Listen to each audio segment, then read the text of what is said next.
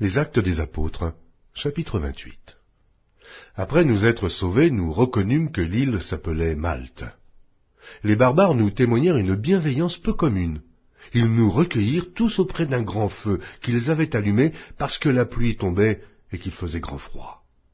Paul, ayant ramassé un tas de broussailles et l'ayant mise au feu, une vipère en sortit par l'effet de la chaleur et s'attacha à sa main.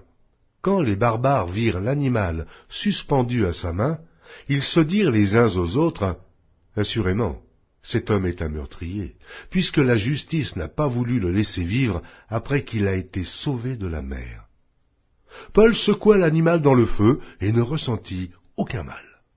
Ces gens s'attendaient à le voir enfler ou tomber mort subitement, mais après avoir longtemps attendu, voyant qu'il ne lui arrivait aucun mal, ils changèrent d'avis et dirent que c'était un dieu.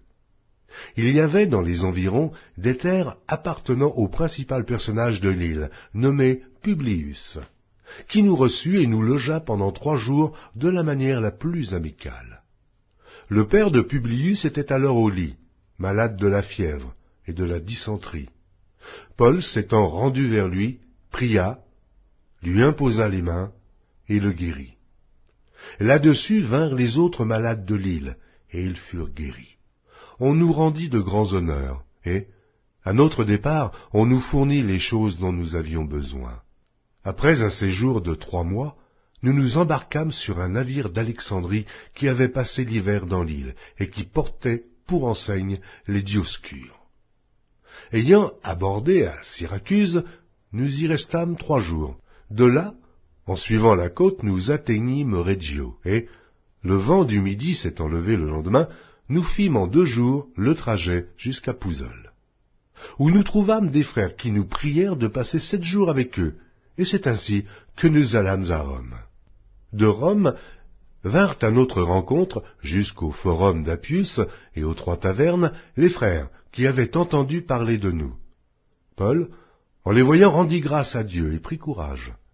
Lorsque nous fûmes arrivés à Rome, on permit à Paul de demeurer en son particulier avec un soldat qui le gardait. Au bout de 3 jours, Paul convoqua les principaux des Juifs et, quand ils furent réunis, il leur adressa ces paroles. « Hommes frères, sans avoir rien fait contre le peuple, ni contre les coutumes de nos pères, j'ai été mis en prison à Jérusalem et livré de là entre les mains des Romains. Après m'avoir interrogé, ils voulaient me relâcher, parce qu'il n'y avait en moi rien qui méritât la mort. Mais les Juifs s'y opposèrent, et j'ai été forcé d'en appeler à César, n'ayant du reste aucun dessein d'accuser ma nation. Voilà pourquoi j'ai demandé à vous voir et à vous parler, car c'est à cause de l'espérance d'Israël que je porte cette chaîne. » Ils lui répondirent, « Nous n'avons reçu de Judée aucune lettre à ton sujet, et il n'est venu aucun frère qui ait rapporté ou dit du mal de toi. Mais nous voudrions apprendre de toi ce que tu penses, car nous savons que cette secte rencontre partout de l'opposition. » Ils lui fixèrent un jour, et plusieurs vinrent le trouver dans son logis. Paul leur annonça le royaume de Dieu, en rendant témoignage et en cherchant par la loi de Moïse et par les prophètes à les persuader de ce qui concerne Jésus. L'entretien dura depuis le matin jusqu'au soir. Les uns furent persuadés par ce qu'il disait, et les autres ne crurent point. Comme ils se retiraient en désaccord, Paul n'ajouta que ces mots. « C'est avec raison que le Saint-Esprit, parlant à vos pères par le prophète Ésaïe, a dit, « Va vers ce peuple et dis, vous entendrez de vos oreilles et vous ne comprendrez point. Vous regarderez de vos yeux et vous ne verrez point, car le cœur de ce peuple est devenu insensible. Ils ont endurci leurs oreilles, et ils ont fermé leurs yeux, de peur qu'ils ne voient de leurs yeux, qu'ils n'entendent de leurs oreilles, qu'ils ne comprennent de leur cœur, qu'ils ne se convertissent, et que je ne les guérisse.